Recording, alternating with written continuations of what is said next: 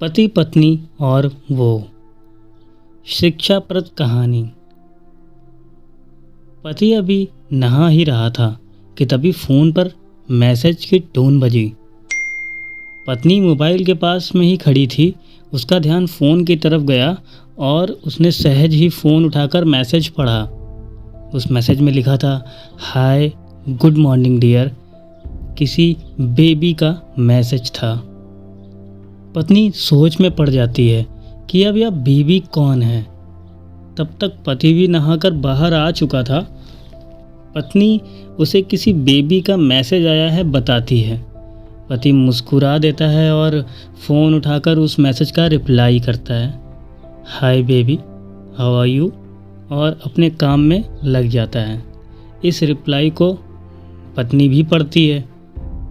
अब हर पल पत्नी के दिमाग में यह विचार कौंधता रहता है कि यह बेबी है कौन।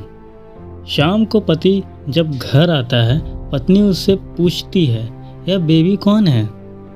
पति जवाब में सिर्फ मुस्कुरा देता है और फिर अपने काम में लग जाता है। 2-3 दिन बीत जाते हैं। उन विचारों ने अभी तक पत्नी का पीछा नहीं छोड़ा था और फिर से पति के मोबाइल पर फिर एक बार बेबी का मैसेज आता है, आज तो मिलोगे कि नहीं, तुम्हारी बहुत याद आ रही है। इस मैसेज ने मानो आग में घी का काम किया। पत्नी का शक और भी ज़्यादा पक्का हो गया। बीच बीच में ऐसे मैसेजेस का आदान प्रदान होता रहता और पत्नी के मन में शक की जड़ें और गहरी होती गई। पति के पूछने पर जवाब में सिवाय मुस्कुराहट के कुछ नहीं मिलता था। यह शक गुस्सा बनकर तब ज्वालामुखी की तरह फट गया जब एक दिन अपने पति की जेब में सिनेमा की 2 टिकटें मिलती हैं उसको। पत्नी अपने पति से बहुत झगड़ती है। पति उसे समझाने की कोशिश करता है लेकिन वह कोई भी बात सुनने को तैयार नहीं होती। पति को भी उस पर गुस्सा आ जाता है और यह झगड़ा और भी ज़्यादा बढ़ जाता है। गुस्से में पति घर से बाहर निकल जाता है। पत्नी का गुस्सा पति के गुस्से से काफ़ी ज़्यादा होता है, इसलिए वह अपना सारा सामान पैक करती है और एक चिट्ठी लिखती है कि मैं मायके जा रही हूँ हमेशा के लिए, और पति का घर छोड़कर चली जाती है। गुस्सा शांत होने पर जब पति घर पर आता है तो चिट्ठी पढ़कर उसके होश उड़ जाते हैं। 10 दिन बीत जाते हैं और गांव के उस घर पर डोरबेल बजती है जहां पत्नी रहने चली गई थी। पत्नी दरवाज़ा खोलती है। दरवाजे पर 10 साल की एक छोटी बच्ची हाथों में चिट्ठी लिए खड़ी है। वह पत्नी को वह चिट्ठी देती है। बच्ची से वह चिट्ठी लेकर पत्नी चिट्ठी खोलकर पढ़ती है, डियर वाइफ, जिस बेबी की वजह से हम दोनों में इतने झगड़े हुए और तुम हमारा घर छोड़कर यहाँ चली आई, यह बच्ची जो अभी तुम्हारे सामने खड़ी है यह वही बेबी है। अनाथ आश्रम की एक प्यारी बच्ची इसी के साथ में बातें करता था, सिनेमा जाता था। पहली बार जब तुमने बेबी के बारे में पूछा था तो मैंने जानबूझकर तुम्हें नहीं बताया। सोचा था थोड़ा मजाक करता हूँ, देखता हूँ तुम कैसे रिएक्ट करती हो, लेकिन मैंने यहाँ कभी नहीं सोचा था कि तुम्हारा शक इतना बढ़ जाएगा कि तुम घर ही छोड़ दोगी। हाँ, सबसे ज़रूरी बात, यह तो बेबी है, वह किसी और की नहीं बल्कि तुम्हारी ही बेटी है। रुको, अपने आप को संभालो और आगे की बात ध्यान से पढ़ो।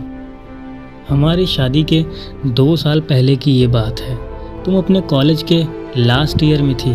तुम्हारे प्रोफेसर ने नोट्स लेने के बहाने तुम्हें बुलाया था।